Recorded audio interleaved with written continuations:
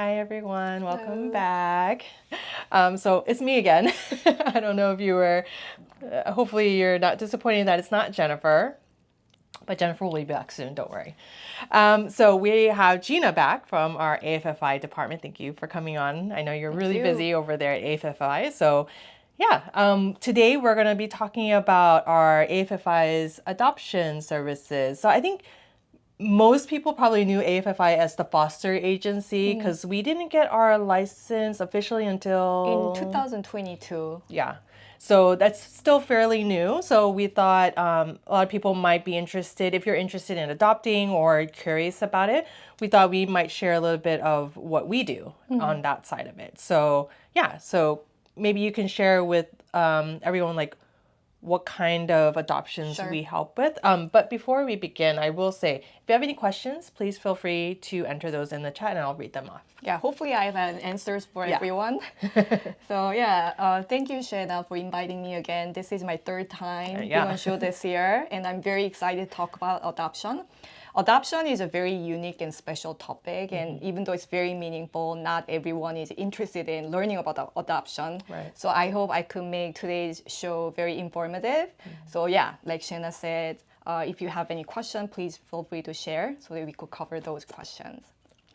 Okay, so adoption. So what kind of adoption? So in the US, there are mainly two ways for anyone to adopt a child.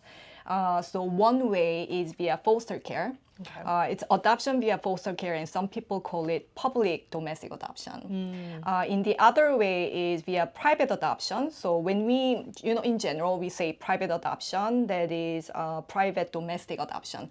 So today, we are not talking about international adoption. Maybe in 10, 20 years, KFM will be doing international adoption.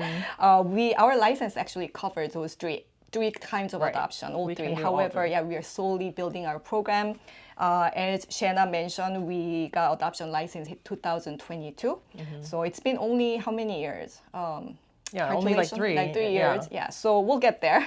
But today, let's talk about two kinds of adoption. So first, before you start, are most adoptions then that we know of, are those considered private or public?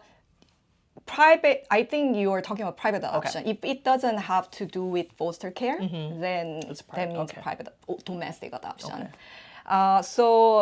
Okay. Let's talk about, because when I think about the topic, I have so many things I want to share, so I don't know where to begin. Okay, as an AFFI supervisor, let's talk about the adoption via foster care. So what happened is there are many children who are who experience neglect and abuse. And when the incident is reported, the police and the county will go out to investigate. And when they find a need to detain the child from the biological family, then the child will be detained. And that's when we get a call from the county. Right now, we have a contract with 3 counties, San Bernardino County, Orange County, and LA County. And they reach out and they say, hey, Gina, we have this 8-year-old boy, Mandarin speaking or Korean speaking in Alhambra. Do you have a family? Then what I do is I call all the families in the area and any potential families, even a little further from Alhambra. And then when a family says, okay, Gina, we can take that boy, then the placement will happen. So when I say when I use the term placement, that means we are placing the child with the resource family in the area. And after the placement happens, one misconception is when people signed up for becoming a foster parent or adopting a child, they believe, once I foster a child, then I'll be able to adopt later, for sure. But the thing is, there's no guarantee. And it is because when child enters the system, the primary goal is family unification. So some people say, the child is in the foster care system because they were neglected and abused. How come the court will send them back to the biological family? The answer is always the court thinks the best option, the best course of action is for the child to return home. And in order for that to happen, the court will order things that the parents need to do, right? So once the child enters the system, the court say, okay, the goal is family unification. Okay, parents, you gotta do parenting education. You gotta be on mental health therapy. If you have drug issues, you have to go through the rehab process. And then you have to meet with your child.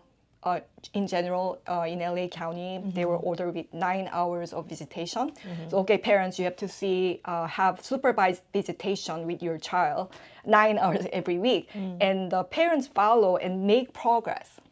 The court sees the progress objectively, and then at the end, the court sends the child back to home. So when the child is ready, when the parents are ready, the goal is to send the child back. So then the question is, oh, okay, and we understand there's no guarantee. Right. The goal is family unification. Then in what situation we can adopt child as a foster parent? The answer is, so there are many court hearings. So there will be like detention hearing, jurisdiction hearing, a disposition hearing, and then 6 months review hearing, another 6 month review hearing, and so on. So judge could change the case plan from family unification to adoption at any hearing. Oh, okay. Yeah. Even at the detention hearing, the judge might send the child back home. The detention is for the judge to decide, okay, should he send this child back home now, or should he detain? So that's so it all depends on the judge and what the court decides. Okay. But then in what situation then the court will say, oh, hey, no more family unification. We are terminating the parental rights, and now this child is being adoptable. When?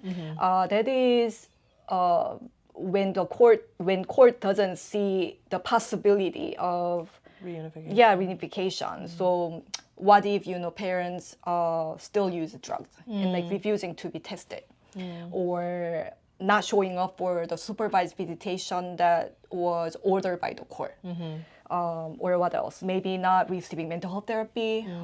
Let's say the mom or the dad has a severe schizophrenia, which is a mental health illness, and they're not taking any medication. Then the court won't be able to send the child back home. And there's a time frame. So after a certain period, usually the court gives the maximum will be like 2 years. If the parents are not showing any progress, the child won't be able to go back, and the court cannot hold a case forever, right? So then the case plan will change from family unification to adoption, and then that's when a foster parent becomes eligible for adopting the child. Hope that makes sense. And usually It's a long process. It's a long process, Yeah. but it's a high possibility when the case turns adoption. But sometimes, if relatives are available, the county and court also sees if it's better for the child. So they always try to make the decision based on the best interest of the child. Yeah. So that's what I want to talk about. I think the main thing we'll probably re-emphasize throughout today is that it's never guaranteed, no matter no guarantee. what route you take, and that's true for any agency that you'll go through. There's never any guarantee. But yeah, so you'll probably hear us saying that a lot of times today. Okay, so then why would someone choose us, AFFI, as their adoption agency? Adoption agency. Before we talk about, can we also talk about private adoption? Oh yeah. So I'm sure that's probably most people are interested in. right. And then I'll type on, because then we talk about two kinds of adoption, right. and then we can talk about why they have to choose that. So private adoption is a little different, but also there's no guarantee. Right. So we only have a case when a birth parent, usually birth mom, comes to our office and knocks on our door saying, I would like to put up my child for adoption. And let's say we get a case and you are the matching family, and we present your home profile to the birth mom. Birth mom might not pick the family that we present. Right. So so I think the biggest difference that I want to talk it is in the process, like you said. But in foster care, birth parents, they neglected and abused the children. That's the assumption. Right. So even if they say, hey, I want, so-and-so to have my child, take care of my child, they could express their preferences. But it doesn't mean that the county will place the child in that home, because the county has to do go through a life scan, all the process to make sure the other home is safe, right? So ultimately, it's decided by the county where to place the child. However, in private adoption, it's the birth mom. Birth mom decides. So birth mom could have like special, preferences, right? Maybe she wants LGBTQ families. Maybe she wants a family without any children, right? So that's how you get picked. And then also in private adoption, it costs a lot. So the reason why we call it adoption via foster care, public domestic adoption is it's not because it's like public, Right. but you get help. When you have a child in foster care, you don't have parental rights. So the custody belongs to the court and the county. So it doesn't cost at all. Even if the case plan changes, you won't be paying much. But in private adoption, it's basically, as an adoption agency, we become the intervening staff, I would say, and then we are connecting you with the birth mom. So it's more like we are helping the contract between you and the birth family. So it could cost up to like $30,000 to maybe $60,000. That's a lot of money. It includes the legal fee and also the fee for the needs of the mother. Medical fee, mental health fee. Even after giving birth, if mom wants postpartum therapy for 6 weeks, then the fee needs to be paid by the adoptive parents. Okay. And then how long does private adoption usually? Thank you. Actually, thank you for asking me about the duration. So private adoption, if you have a case, two conditions. If we have a case and we present your home profile and the birth mom picks and the birth mom interviews you and she likes it and it's all done, then the main paperwork, initial paperwork is done after the baby is born. And after the baby is born, for about like 6 months, our adoption social worker will visit your home 4 times. So 4 times after giving birth in 6-month period. And during that time, we are going to continue. So as an adoption agency, we have to do some legal paperwork, and then you submit the paperwork to the court, to the lawyer. And typically, you can say after giving birth, it will take about 7 to 8 months. But it's only 2 conditions satisfied. When we have a case and when birth mom picks your family. So before we move on then, what are some risks from the public domestic adoption versus the private adoption route? There must be risks in both cases, right? Risk, yes. Risk. So since we were talking about private adoption, let's talk about private adoption first. So in private adoption, I think this doesn't happen often, Shanna. However, one possibility is that, every interviews done, all decided, and adoption social worker has been taking care of the mom, going back and forth, and the baby is born. And that's actually the day, as I said, the initial paperwork is done. So she signs everything. And if she doesn't, so she signs everything, and within 30 days, she can also null the adoption. Yeah, so like she changes her mind. Yeah, she changes her mind. Means, I don't want to, send my child for adoption. Then there won't be any insurance. So then that means if your family, as adoptive, family paid lots of fee, then basically the family is losing money. Yeah, but then it doesn't happen open. And once there's so we have the waiver form. So what it does is on the day, mom could sign the waiver. So what the form does is to waive her right to change her mind in the future. So if we have the form signed, she cannot change her mind because it's already signed. Okay. Then how about with the public domestic adoption? Yeah, thank you. Risk. I think the biggest risk is you might not. More has to do. Yeah, it's really no guarantee, right? So we have, we are a foster family agency, right. So we have many foster families, and many families signed up to become, resource family sorry. When I say resource family, it equals foster family. It means the same. I use alternatively. But the family wants to adopt. So like the majority of families become resource family, foster families because they want to adopt. So we have one family, they foster like three babies, infant and babies, and all babies went back home. And then, when you think about it, like the baby stay with them like over a year, 2 years, 6 months. So already attachment is there. So when that happens, I'm not sure if it's correct term for me to use, for me to say it's risk, but our foster family, go through grief and loss when that happens because of the attachment already built. So that's a risk, and no guarantee. And also, I'm just thinking what else. I mean, I think that's the biggest thing is that even if you've probably fostered a child, there is never a guarantee that this child will become adoptable. Basically. But in case, Shanna, if the foster family was able to make like good relationship, like build good relationship with the biological family when the child was in their care, then the relationship could continue. It's not always that the biological family and the resource family have good relationship with each other. However, when that happens, because so that one family I just talked about, she actually sees all her babies except one.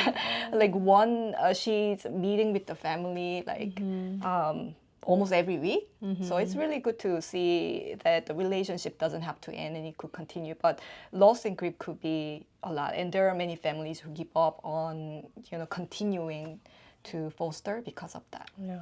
Okay. Yeah. We do have one question in from designated.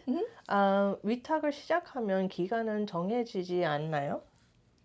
We don't have to translate to English. So, I mean, we can translate it, but normally when people ask the question in Korean, we try and answer it in Korean because we assume that's their their language of preference. Okay. Should I say in Korean then? Yeah. 위탁에서 after I speak in Korean, I'll just speak in a little English. summary. Right.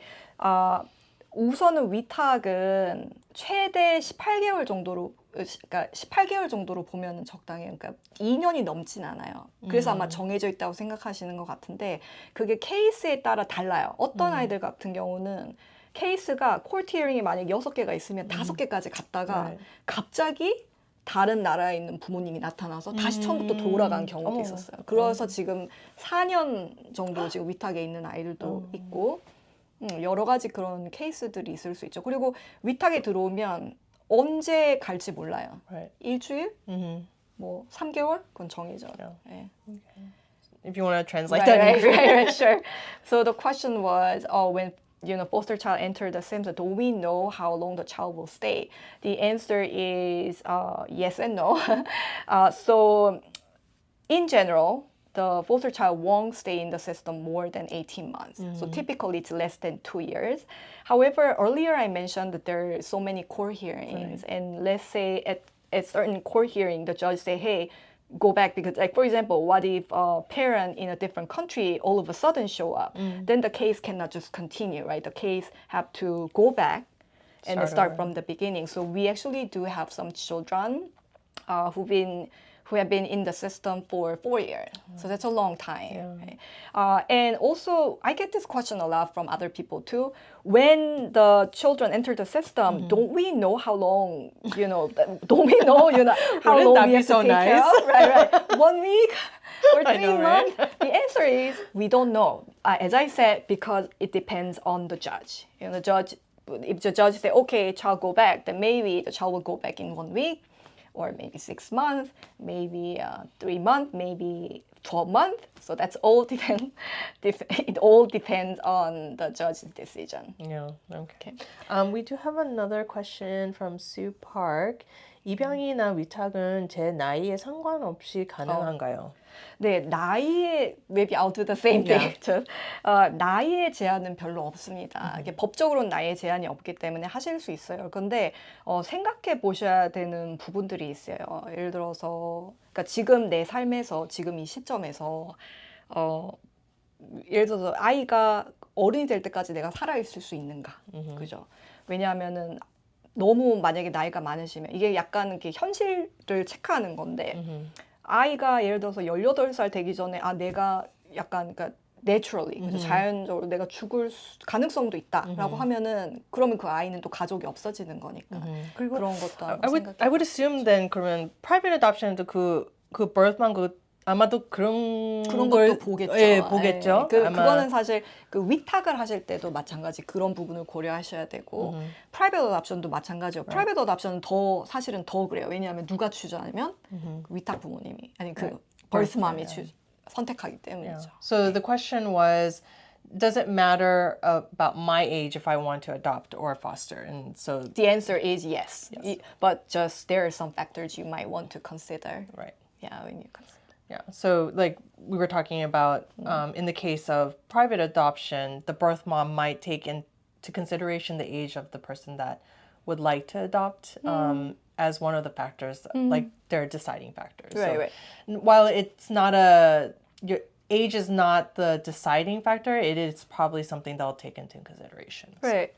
Thank you so much for the summary. Shanna, it's very helpful. I have nothing else That's to my add. job.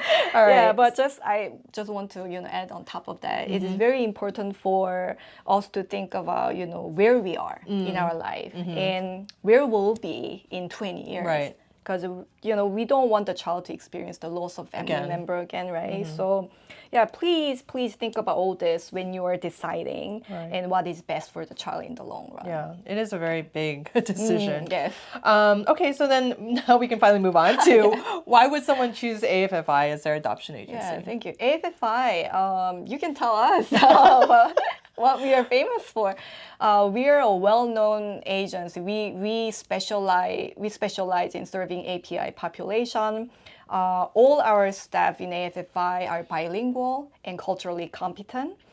So naturally, I think our programs attract many Asian clients who need the linguistic and cultural supports. We also have many programs, many free, helpful programs. Like we have domestic violence, we have mental health counseling, we have parenting education.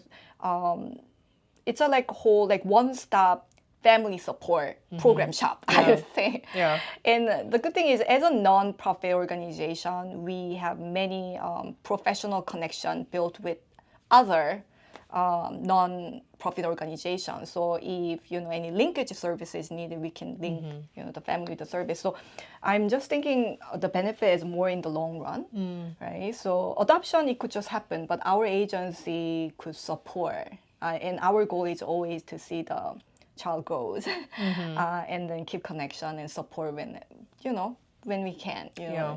So that's I think that's the benefits we have. And also, you talk about our dual track program.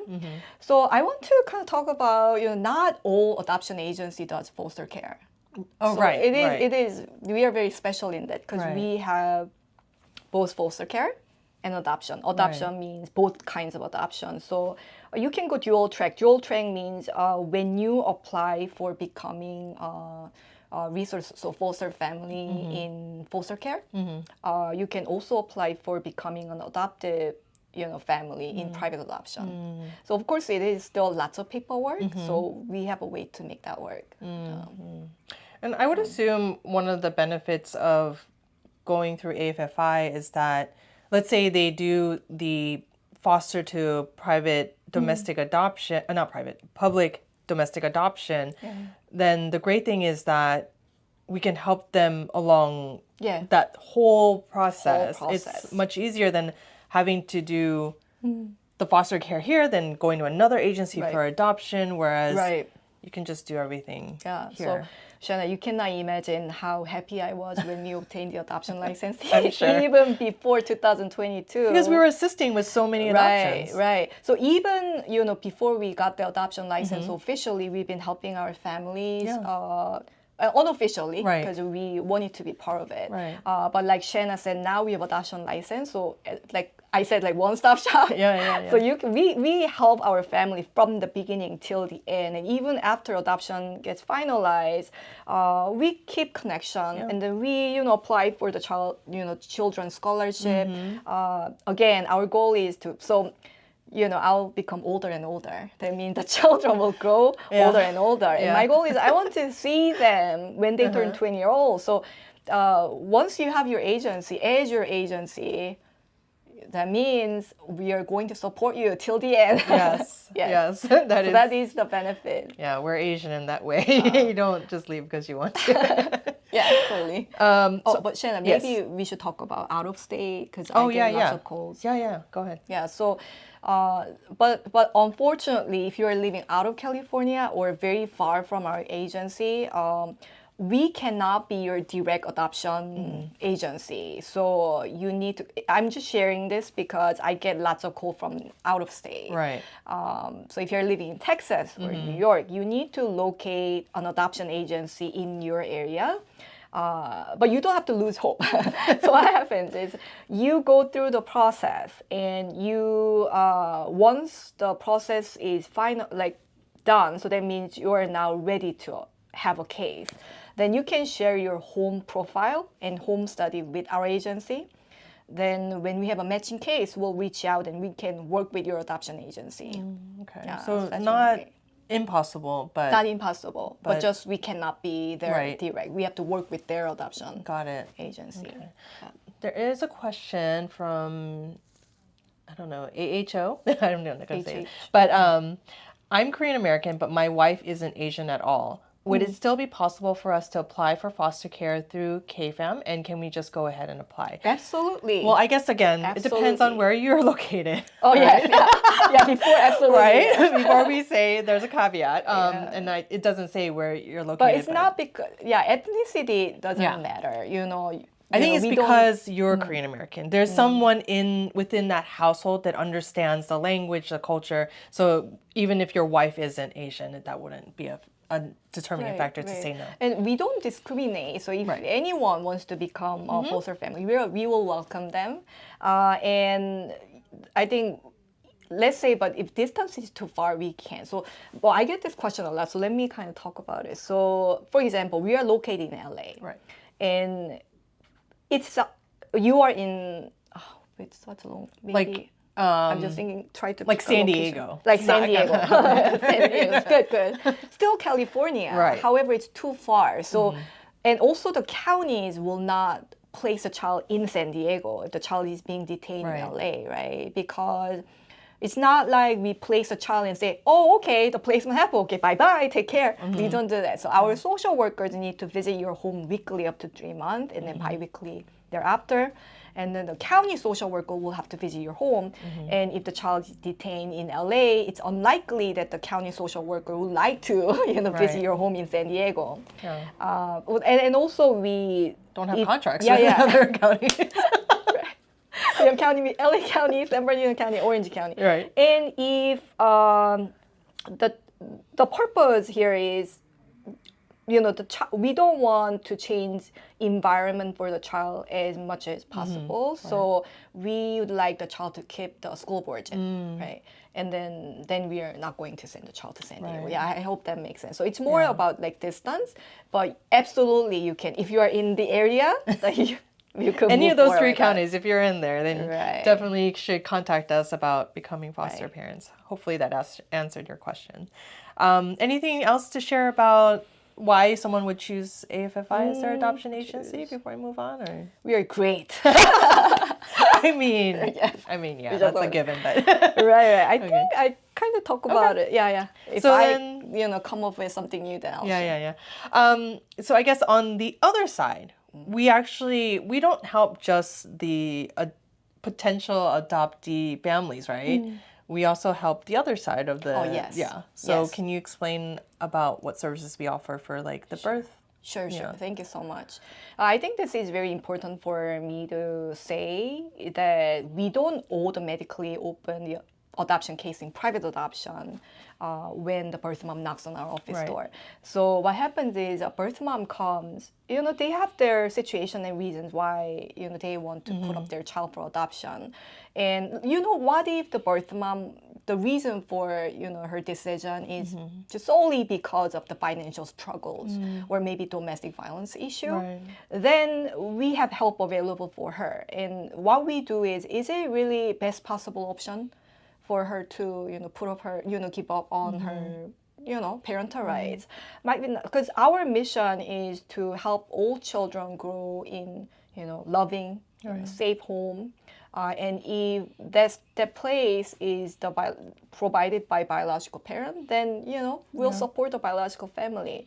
And maybe I could also say that there are, like, in general, like overall, we don't have many private adoption cases, and it is because this type of helps and services are available. So again, we are not going to open the case right away. We must have a thorough conversation with the birth mom, birth family first to see, is it indeed the best option for you? Are there any ways for you to keep your child? Because we would like to support. So then that doesn't open. Yeah. And I would assume, going through that whole process, making sure they know all of their resources, all the ways that they can be helped. Then once they do make that decision to give up the child, then as like, potential adopting family, then they've gone through everything that they possibly could help this person, and they still have decided to give up the child, then it's not a guarantee, but it's still a better chance of that person not changing their mind later. Right. Yeah, so it's like really like thorough process. Right. Yeah. Okay, we're actually almost out of time. Oh, we are? But I know you have a info session coming up. Oh, info session coming up, yes. You want to share about that? So info session is, we have monthly info session, so that might change starting next year. However, the upcoming one will happen this Friday at 1 p.m. Is that in person, online? Oh, it's a virtual. Okay, so I believe you can find the information on our website, and it'll have the information for that info session. If you're interested in about learning more of what, I don't know what information you guys share, but information? Yeah, I mean, well, today is just general overview. But in the info sessions, what kind of we cover?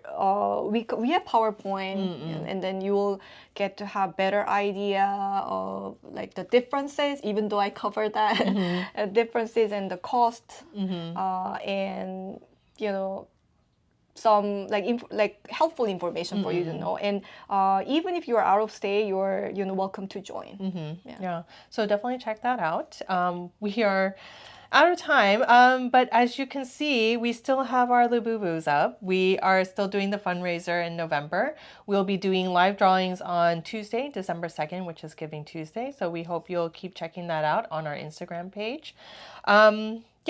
But I did want to mention that our next YouTube Live, which is was scheduled for November 19th, but we are taking a little bit of a break on some of our live just because of the upcoming holidays. We want to make sure our staff gets a little bit of a break, but we do have a special pre-recorded video that will go up on the 19th. So we hope that you'll check that out. And so if you found this video helpful or you liked it, you like us, just press the like button and subscribe. AFFI email address? Oh, I think I think we shared that. Yeah, we did share it. And so if you check the chat room, we've shared some information on there. But that's it from us. So thank you so much, Shanna. Yeah. Thank you for joining us. I think I'll come back again. Yeah. Most likely. I think you've come out the most probably.